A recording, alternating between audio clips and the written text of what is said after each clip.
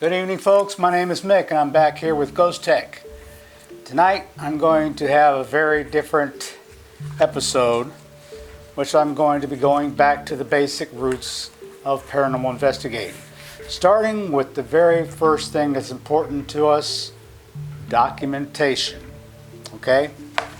One of the things that I wanted to bring up, first of all, is as we all know, with teams and organizations and groups that first start out in the field, is in order to familiarize themselves with new members, is a new member questionnaire. Okay? I'm going to be reading off these forms so that you get a generalizations, plus I'll show it onto the screen so you know what I'm talking about. But the new member questionnaire has briefly some common questions, which is your name, and these questions are: do you believe in spirits, ghosts? Whether yes or no, please explain why.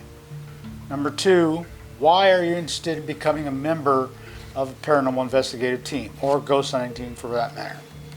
Number 3, can you obtain or have access to equipment which would be vital to the investigation of paranormal activities? Number 4, do you know the workings of certain investigative equipment such as EVP readers, digital recorders, camcorders, digital cameras, cold spot readers, EMF readers, and further on other thermal imaging recorders, and a lot more gadgets that are where technologies and advanced into today. I'm sure you all know about those. And number 5, in the event of an upcoming investigation, said cases are usually worked within 1 to 2 periods of talking with the client. This gives the team ample time to make the required arrangements needed to make a successful investigation. This also gives members time to adjust their personal or work schedule so that the case can be attended to. And that's a very important, critical thing, that members are able to communicate amongst each other so that they can get the case going. One of the initial forms next that I'm going to read is the researcher's report. And this is not necessarily for the client's review, but it's something that we keep documentation for ourselves, for our own records, and not for clients. And that's basically has the client's name, the client's address, the activity address, questions like, has any paranormal activity been detected, and if so, how has it been logged? How many members of the client have witnessed paranormal happenings? Does the client have pets, and if so, are they affecting the outcome of the investigation? Does the client have children, and if so, are they affecting the outcome of the investigation? Are there any kinds of interferences that might explain for the happenings, such as phone ringing, someone knocking at the door, clients talking during an investigation, loud traffic within the area, weather noises, household appliances in use, water running, defective electrical devices, TV stereos, computer, etc., etc. Another question is there a large abundance of emotion that will contribute to the type of paranormal activity, such as anger, frustration, depression, anxiety, things of that nature that would, coincide with paranormal activity or make one to think so. And the overall summary of the clients, the bottom of the form, suggests a researcher's signature and printing a date. Now we get into the actual reports for themselves for the investigations. And this here is an EVP report, which most of us do with audio recorders, which is basically the client's name, the address of the paranormal activity, EVP researcher, who's doing the researching, the equipment that they're used, 3 different graphs, which lines are recording 1, which each has the time, the date, the IDs, the location, and the recording 2 and recording 3, so that they're separate recording times, and those can be identified with a brief summary of all recordings. Those all help so that they can help analyze at the very end. Like when they go to analyzing, it's good to have those documentations that coincide with your audio recordings as well when you come towards sharing those with the client. Your cold spot report, for those that use thermometers, same thing applies. The client's name, client's address, address of paranormal activity, researchers, equipment used, temperature readings 1, 2, and 3, time and date, so forth and so forth, ID, location, and brief summary of readings on that as well. An additional next one, which is the photo cam report, which is for those that use cameras. Same applies in this case. Picture 1, picture 2, picture 3, each of those that can be identified as to what the researcher feels is valid and important for the group to analyze for later sharing of the client. The video cam report, same applies as with this one. The video cam researcher, the equipment used, frames, in other words, with the video camera, what frames through 0 through whichever applies, 3 different frame settings, sections, also brief summaries of those video reports as well. Those all can be shared along in addition to the actual recording of the video, which is in case if they find something that needs to be shared with a client, that is the documentation that needs to be shared along with it. The ending summary report, which is a culmination of all the findings of all these reports, which is ending finding of the audio report, the video report, and so forth. At the end of all that, you have what's called, once you talk to the client and you've shared all the information with, there's what's called a permission to investigate and access location. Of course, this actually is one of the very first ones, I'm sorry, that should have been filled out, should be filled out with the client. And that's basically dictating that the client says here, I, and then they fill in their name. I'm authorizing to, actually the team authorized to hereby grant permission to the investigator and any persons accompanying the investigator to access property at the following location. The address is filled in there. Such access shall be for the purpose of conducting field research and investigating possible paranormal activity on this site. The investigation process has been explained to me, the client. The investigator and any persons accompanying the investigator do hereby release the owner from any liabilities, injuries, or damages that might arise during the course of the investigation. This is something, a waiver of fee that should apply to so the researchers to the client as well in case there's any damages. And that is basically is that saying to the client that we're not going to go around just, not intentionally or intentionally going around breaking some of their personal property, because that's not our intention or any other organization's intentions. So as to have the least respect for those and their properties and make sure that we don't damage anything that would incur costs to us or them. The Paranormal Investigation Privacy Notice, which is the team name, respects your privacy, right to privacy. All personal information you may disclose to me or any other team member will be kept strictly confidential.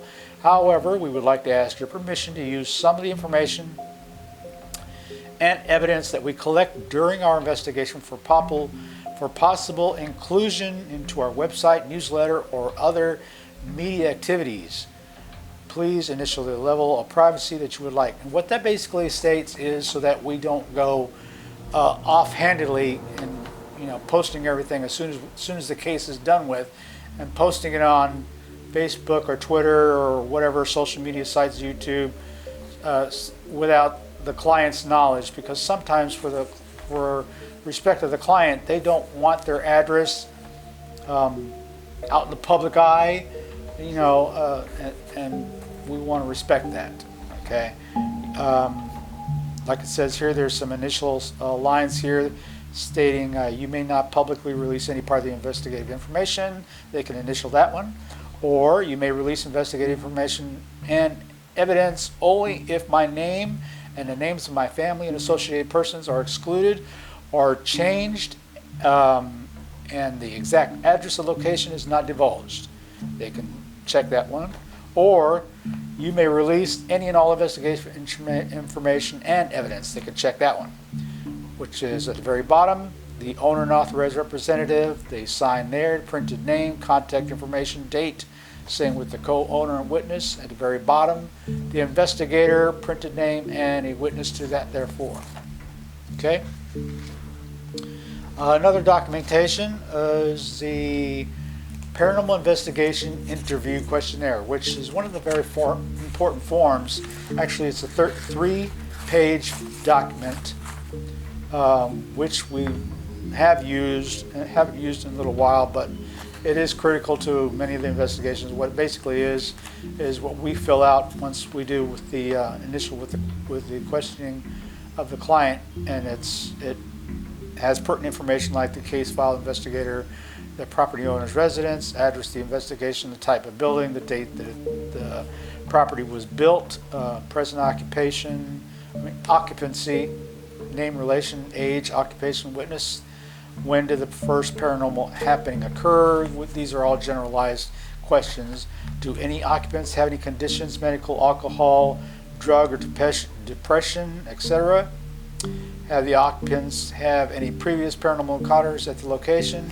Do any of the occupants show any interest in the occult, Ouija boards, seances, etc.? Which changes took place in the home prior to these events? List any past traumatic or intense emotional events experienced by family members, if any. What was the nature of the paranormal event experienced at the above location? Who witnessed it? Are there any pets involved? Are there any children involved? Orbs, smoke, mist apparitions, cold spots or hot spots, odors, voices, sounds, knockings, bangings, things of that nature. Second page is moving or disappearing of objects. It gets further along. Electrical problems, plumbing problems, doors and windows opening and closing, children speaking with or invisible friends. This can be also in a conjunction with sometimes there's children of families that have had their special little friends that are invisible. And, my sister had that problem. It wasn't a problem, but she had witnessed, she had her invisible friend. So some kids, younger age, because they're very susceptible to spirits, it's really able to see something that people think that is not there to them, but to them it is. So we don't take those humorously. We take them seriously. Sense of physical contact, other strange or unexplained occurrences. How often do they happen? At what time of the day or night do they occur? Where on the site does it occur? How far from the event was the witness at the time that it occurred? Are events more prevalent when someone is alone or when others are present? When did the last occur? Do occupants feel threatened by the occurrences? Do you have a sense or impression of who the spirit presence might be? What does each occupant think of the causing of paranormal events? Has anyone else witnessed these events? If so, who? Is the history of the site known? Previous occurrences from past residencies, chronologically or otherwise? Did anyone die on the site? How did the death occur? Last page. What kind of outcome do the occupants hope to achieve? Consistency, collaboration, credibility. Additional information, evidence, witnesses, and statements can be added to the documentation. Prospective date for on-site the investigation, signed and dated, researcher and client. Here's another form. This was a client questionnaire, which is another one which I should have showed you at the very beginning of this episode, which was the client questionnaire. Below are questions which are pertinent in helping us gather the required information needed to start our initial outline of the investigation, in which you have agreed to allow us to partake in. In the event during our investigation you wish to terminate said investigation, we shall dispose of any and all information pertaining to your case unless otherwise approved by further references. We reserve the right at this time. In the event during the investigation observe any form of unlikely aggressiveness and physical harm from said client, we may terminate contact immediately without result to the investigation. Any and all information gathered from you from this point on is considered a privacy clause and will not be traded, shared, or sold, otherwise released without your written consent. The client puts in their name and their address, the address of the residence, the amount of numbers who is occupying the residency, just released within the past year, 2 to 5 years or longer, how often they occur, generalization questions, identify the mode of occurrences, and so forth. The last form, well, it's not really a form. This form was actually created from one of our older members from another team. And what that basically is a location map, which does help out our groups or the groups, teams, organizations, what that is. And what that is, when the person does the initial investigation and the interview with the client, they get an eye of what is where, and when they do a walkthrough with the client, so that they can get a generalization as to how many bedrooms, the bathroom, where they're located, the garage, the back, the patio, whatever, the kitchen, and so that way they can eventually just do a rough draft of the residence or the business. So that way, when he goes to share the information with the rest of the members of the team or the group, they can get a generalization how they're going to set up and do the case, and then confer that information with the client so that they know in advance, ahead of time, what is going to partake when the investigation starts. And this helps everybody as a whole, so everybody is fine-tuned and knowing what's going to happen, and so that everything works together as a group the way it should. That was pretty short and brief, but all in all, if anybody has any questions, feel free to ask. The forms will be showed on the film as well, so you all get a generalization. Thanks to Spring Lake, North Carolina Ghost Hunters at the very beginning of these forms, Prism of NC, who also documented many forms as well and created them.